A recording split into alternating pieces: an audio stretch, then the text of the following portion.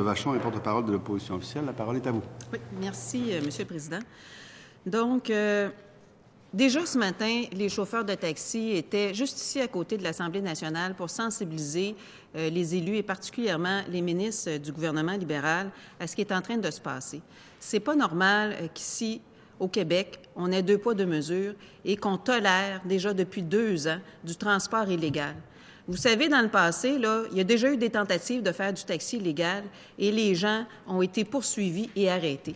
Donc, je ne comprends pas cette tolérance-là. Je voudrais répondre aussi à mon collègue de la deuxième opposition que nous avions proposé un amendement à sa motion pour faire en sorte que ce soit les mêmes règles qui s'appliquent à tous. Parce que dans sa motion, il donnait des règles pour les gens du BRX puis d'autres règles pour les gens de l'industrie du taxi. Et ça, nous, au Parti québécois, on n'est pas d'accord avec ça, que ce soit 2 règles différentes pour des gens qui font la même chose, du transport rémunéré de personnes, ce qu'on appelle communément du taxi. Donc, on avait demandé que toutes les mêmes règles s'appliquent pour l'ensemble du transport des personnes et malheureusement, cet amendement-là a été refusé de la part de la CAQ. Donc, pour nous, ce qui est important, et je crois que c'est aussi de ce que j'ai entendu l'avis du ministre des Transports, c'est que ce soit les mêmes règles qui s'appliquent pour tous. Et là, moi, j'aimerais savoir du ministre des Transports, parce que là, on a vu la semaine passée, je trouve ça triste de voir que les chauffeurs de taxi en soient rendus à menacer de retenir leur paiement de taxes et impôts, mais c'est de la concurrence déloyale. Les gens du BRX ne payent pas de taxes, ne payent pas d'impôts, Uber est dans les paradis fiscaux. Puis les chauffeurs ne payent pas de taxes, ne respectent pas les lois fiscales du Québec.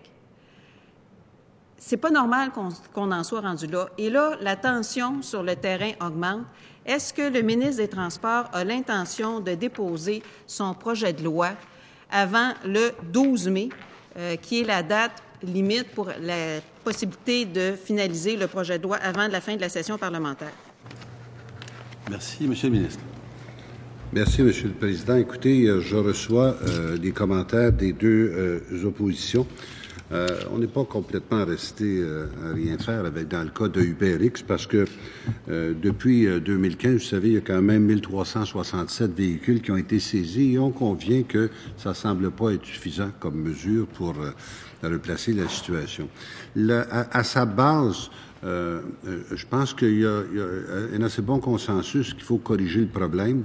Les difficultés, bien sûr, ça tient qu'il faut qu'on aille vers les technologies nouvelles, c'est vrai, puis en même temps, vous avez tout à fait raison, Madame la députée, on n'a pas à tolérer ce qui est illégal et c'est pour ça qu'on veut présenter un projet de loi qui va être global, puis un projet de loi qui devrait être capable de régler cette situation-là. On parle d'Uber, mais Uber, pour moi, c'est un thème générique pour définir ces technologies-là. UberX, de la façon, son application, il l'applique d'une façon que nous considérons être illégale. Le projet de loi, vous savez, actuellement, il est en préparation, si ça peut rassurer certaines personnes, et il n'y a personne qui retarde là-dedans. Mais je vais vous faire une analogie. Vous savez, c'est une brique à poser, même si vous mettez 20 maçons, ça ira pas plus vite poser la brique. Et actuellement, nos meilleurs éléments au niveau du ministère, au niveau légal, sont en train de structurer cette loi-là, avec le support du ministère, pour qu'on la présente dans les meilleurs délais. Les meilleurs délais, pour moi, c'est quoi? C'est de les faire à l'intérieur du périmètre qui ferait en sorte qu'on puisse, après en avoir été saisi du projet de loi, le discuter de façon collégiale, comme on le fait ici, comme on le fait en commission parlementaire, puis être capable de l'adopter avant la fin de la session. La seule difficulté que j'ai dans le moment, c'est qu'il y a certains obstacles, si vous voulez, financiers, dont on doit faire le tour pour être capable d'y arriver.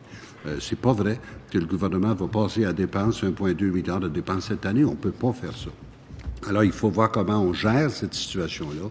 Mais en soi, je pense que quand on déposera le projet de loi, et je vous le dis, on veut le faire dans un délai rapide, si on n'avait pas ces petits obstacles-là, pour pas dire de grands obstacles, si on n'avait pas ça, probablement qu'il serait déjà déposé, Madame la députée. Alors, comprenons, Monsieur le Président, que on n'a pas l'intention de retarder dans ça, mais on veut le faire correctement, puis on veut pas créer un dommage plus grand que celui qu'on veut réparer.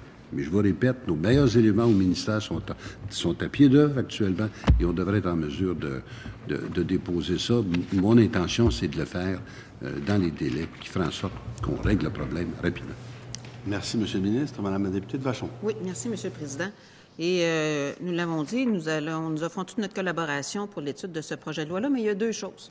Il y a l'amélioration des encadrements actuellement du taxi, parce qu'effectivement, il y a des choses qui sont désuètes et je pense que c'est le temps de moderniser un peu ce cadre-là.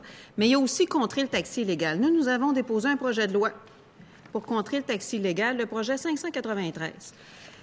Et je pense qu'on peut rapidement arrêter le taxi illégal. La Ville de Calgary l'a fait. Pendant le temps qu'ils analysaient quel cadre ils allaient déposer, ils ont arrêté le taxi illégal, ils ont fait une injonction et ça a fonctionné. UberX a arrêté son service. Et moi, j'ai une proposition à faire au ministre des Transports. J'ai vu qu'hier, le ministre des Transports a annoncé pour la Renault Twizy qui souhaitait faire ce qu'on appelle un papillon dans le projet de loi 76. Donc, c'est un amendement qui n'est pas tout à fait en rapport avec le projet de loi 76, mais pour pouvoir permettre que la Twizy puisse fonctionner en milieu urbain. Bien, moi, je vais lui proposer un deuxième papillon au ministre. Donc, à l'intérieur du projet de loi 76, on est à la toute fin de l'analyse de ce projet de loi-là, qu'on puisse également faire un papillon pour contrer le transport illégal. Donc, exactement dans la même ligne que ce que vient de nous dire le ministre dans l'introduction des crédits, c'est-à-dire, il dit, on est d'accord pour augmenter les mesures dissuasives pour le transport illégal, donc qu'on puisse introduire un papillon dans le projet de loi 76 pour tout de suite contrer le taxi illégal, pour que pendant que nous fassions nos discussions sur le projet de loi sur le taxi illégal arrête de se faire dans les rues du Québec. Et le ministre le dit que du côté des saisies, ça ne fonctionnait pas. Donc, clairement, les saisies, ce n'est pas suffisant et ça fait longtemps qu'on sait que ça ne fonctionne pas. Uber paie le montant qui est réclamé pour la saisie et prend à sa charge toutes les poursuites. Et donc là, il y a des démarches là, dilatoires pour retarder les procès. Et donc, UberX continue à être dans les rues de Montréal et de Québec en particulier. Donc, est-ce que le ministre sera d'accord d'examiner et d'adopter un papillon, un deuxième papillon, parce que moi, je suis tout à fait d'accord d'examiner celui sur la Twizy. Il avait raison de dire que il espérait que, de mon côté, il y ait de l'ouverture pour la Twizy. Et donc, je lui demande, est-ce qu'il y aura de l'ouverture pour avoir une mesure pour contrer le transport illégal? Merci, Madame la députée de Vachon. Monsieur le ministre. Oui, alors, écoutez, Monsieur le Président, effectivement, j'ai parlé du papillon pour être capable d'autoriser la Twizy, qui est un véhicule à basse vitesse sur les routes 50 km et moins. J'ai mentionné le nom de la députée, sachant qu'elle était très proactive en matière de transport électrique. Alors, c'est dans cette perspective-là que je l'ai fait. Et ne nous trompons pas, les autres véhicules qui sont semblables à la Twizy étant encore une fois générique dans tout ça. À savoir si on peut mettre un deuxième papillon, je vous dirais simplement que je suis pas contre, mais si je suis capable de régler le projet de loi plus général dans un délai court à l'intérieur de notre session, en fait, à ce moment-là, on ne collera pas deux lois sur une période de 3-4 semaines sur le même sujet et on réglera le problème de façon définitive. Et je suis à peu près persuadé, Monsieur le Président, que quand nous déposerons notre projet de loi, ça ne sera pas très difficile d'avoir l'aval des partis d'opposition. Merci, Monsieur le ministre. Madame la députée de Vachon. Oui, bien, j'aimerais ça que le ministre garde plus d'ouverture pour le papillon pour contrer le transport illégal, parce que le projet de loi, on ne sait pas s'il sera déposé. Nous, on nous l'avait promis, ça fait déjà longtemps. Et le projet de loi 76, on sait qu'il est à l'étude et on sait qu'on va terminer l'étude rapidement. Et c'est pas 2 projets de loi, c'est un amendement qui se fait en 3, 4, 5 lignes maximum. Donc, c'est loin d'être un projet de loi complet comme le projet de loi de modernisation, donc qui peut s'adopter beaucoup plus rapidement. En fait, ça va être un amendement, ça va être un article du projet de loi 76. Donc, Monsieur le Président, il y a un adage qui dit « Un tien vaut mieux que 2, tu l'auras ». Donc, je pense que ça ne nous empêche pas de faire maintenant l'amendement pour contrer le taxi illégal. De toute façon, ça fait 2 ans qu'on devrait contrer ce taxi illégal-là et que du côté du gouvernement libéral, il y a une tolérance inexplicable. Et ensuite, on travaillera sur la modernisation du cadre pour l'industrie du taxi. Du côté du taxi, je voudrais quand même aussi mentionner que, malheureusement, le ministère des Transports n'a pas cru, je le disais un peu plus tôt, là, qu'il y a plusieurs questions sans réponse. Parce que le ministère du Transport juge que ce n'est pas pertinent. Je ne sais pas trop à quel titre il peut y avoir ce jugement-là. Donc là, des questions sur les taxis, la valeur des permis de taxi par agglomération par mois. On a fait des analyses ici en commission parlementaire justement sur ça. Et la réponse du ministère, cette question ne semble pas pertinente à l'exercice des crédits 2016-2017. Mais voyons donc, comment ça se fait, c'est pas pertinent? Monsieur le ministre, comment vous pouvez endosser ce genre de réponse-là? La même chose sur la liste et copies de tous les rapports, études et avis et autres documents concernant le covoiturage commercial, Uber. Cette question est non pertinente pour l'étude des crédits 2016-2017. C'est quoi ça, ce genre de réponse-là, de la part du ministère des Transports? Moi, je trouve que ce n'est pas acceptable, Monsieur le Président. Et je pense que le ministre devrait y voir pour s'assurer qu'on puisse avoir des informations comme parlementaire. Je pense que c'est le but de cet exercice-là. Et ce genre d'informations-là, c'est la base pour pouvoir avoir des discussions qui sont basées sur des informations partagées. Et ça, je crois que c'est assez important. Monsieur le Président, j'aimerais ça aussi, du côté des taxis, il y a ici un article du 23 mars où, du côté du juge, qui a M. Pierre Gagnon, qui a refusé de remettre les véhicules aux gens qui faisaient des récidives, les chauffeurs illégaux qui faisaient des récidives, les récidivistes.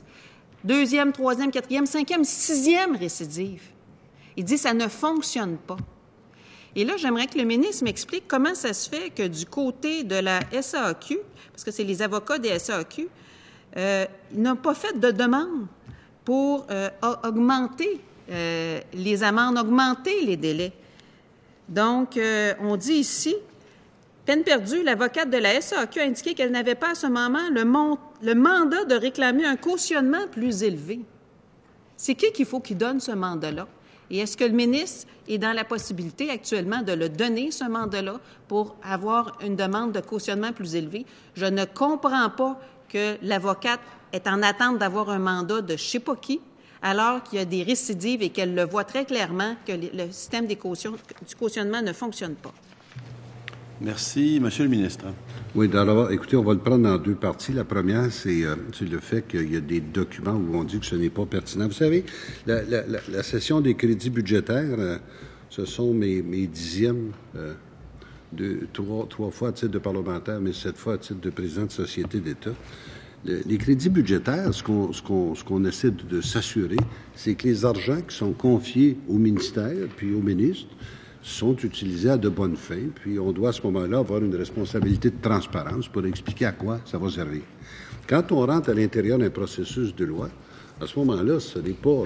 On a, je dirais, une pratique de tolérance dans tout ça, mais à la fin réelle de ce que sont les crédits budgétaires, c'est pas là pour ça. Les crédits budgétaires sont pas là pour faire une espèce de procès annuel du ministère du passé. Les crédits budgétaires, ce sont les crédits pour l'avenir à venir.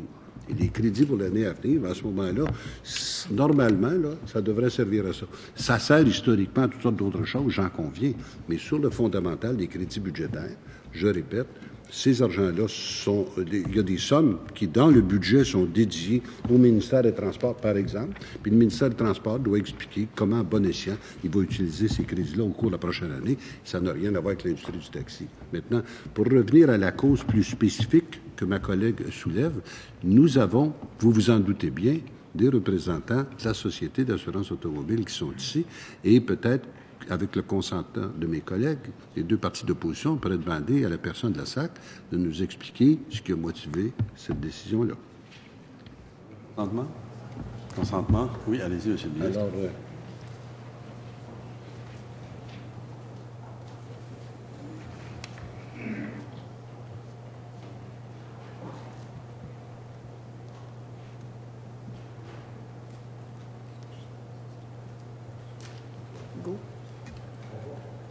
on va chercher des explications, madame. Monsieur le Président. Oui, merci. allez-y. Et on va Je vais revenir. poursuivre parce qu'on C'est vous ça, savez, parce qu'on notre ne perdra temps pas de temps. est Ça va? extrêmement compté. Et je suis tout à fait d'accord avec vous, Monsieur le ministre, c'est pour regarder vers l'avenir, mais les questions qui étaient posées, c'est des questions utiles justement pour réfléchir sur l'avenir. Fait que je veux quand même vous le souligner parce que ça c'est pas la seule fois où il n'y a pas eu de réponse aux questions. Il y en a quand même un bon nombre d'autres. J'aimerais aller maintenant du côté de la Commission des transports du Québec.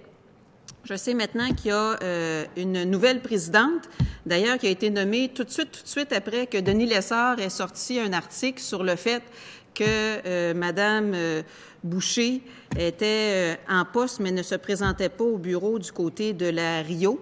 Donc, elle a été nommée tout de suite après ça à la présidence de la Commission des transports du Québec, déjà depuis le mois de février. Donc, j'imagine qu'elle a eu le temps de prendre connaissance des dossiers. Et j'aimerais savoir, il y a une cause actuellement où la Commission des transports du Québec est allée en appel concernant les taxis. Les taxis, Monsieur le Président, du côté des services de limousine de luxe. Dans la loi, il y a un libellé qui dit qu'il doit y avoir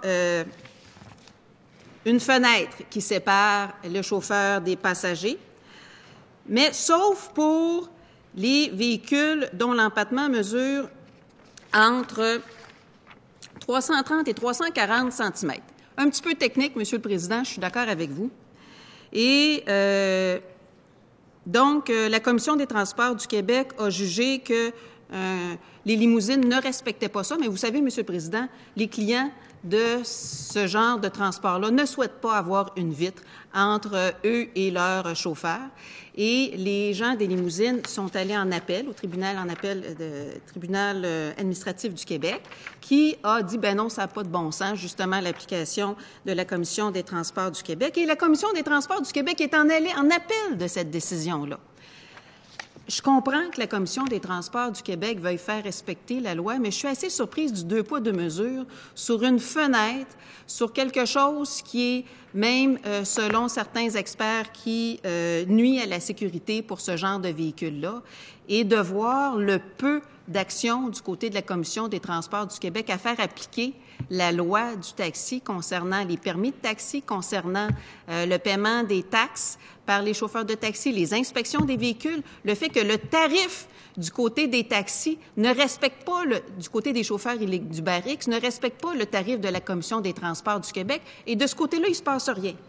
Mais beaucoup d'énergie a été mise concernant la fenêtre entre les chauffeurs et les clients pour les limousines de grand luxe. Et actuellement, Monsieur le Président, il y a une décision qui a été prise et il y a une obligation pour l'ensemble de ces chauffeurs-là de se conformer, sinon ils ne pourront plus faire le service. Alors que pendant ce temps-là, les gens du Barrix, eux autres, peuvent faire du service sans aucun problème. Moi, j'ai beaucoup de difficultés à comprendre le 2 poids, 2 mesures et à comprendre comment ça se fait qu'il y a autant d'énergie qui est mise par rapport à la Commission des transports du Québec sur les limousines et si peu d'énergie sur tout le phénomène du transport illégal du Barrix au Québec. Merci, Monsieur le ministre. Vous avez environ 1 minute et demie dans le bloc. Oui, alors écoutez, simplement, je pense que notre nouvelle présidente se sent capable de répondre. Avec la permission de mes collègues, je la laisserai répondre. Est-ce que ça vous convient? Oui. Est-ce que j'ai le consentement? Consentement, mais je vous rappelle qu'il reste 1 minute. Oui. Simplement, Madame la députée, pour en 2 mots sur le jugement de la Cour d'appel. Vous voulez vous nommer, s'il vous plaît? Oui, France Boucher, présidente de la Commission des transports du Québec. Alors, pour information, le jugement de la Cour d'appel a été rendu la semaine dernière, le 13 avril, et la Cour d'appel a donné raison à la Commission dans ce dossier-là, en s'appuyant notamment et entre autres sur l'interprétation qu'elle a faite de l'article 25 de la réglementation sur le service de transport par taxi. Donc, effectivement, nous avions porté la cause en appel parce que nous estimions que les intimés dans cette cause-là ne respectaient pas la réglementation actuelle. Alors, et la Cour d'appel nous a donné gain de cause. En ce qui concerne maintenant l'application ou les infractions, en fait, qu'on peut reprocher aux transporteurs par limousine ou par taxi, la Commission est un tribunal, comme vous le savez. Nous ne sommes pas chargés de veiller par exemple, aux sanctions qu'on pourrait poser aux chauffeurs. Ça relève plutôt du bureau du transport, du bureau du contrôle routier. Excusez-moi. Merci. Monsieur le ministre, vous voudrez ajouter quelque chose? Il reste quelques secondes à peine.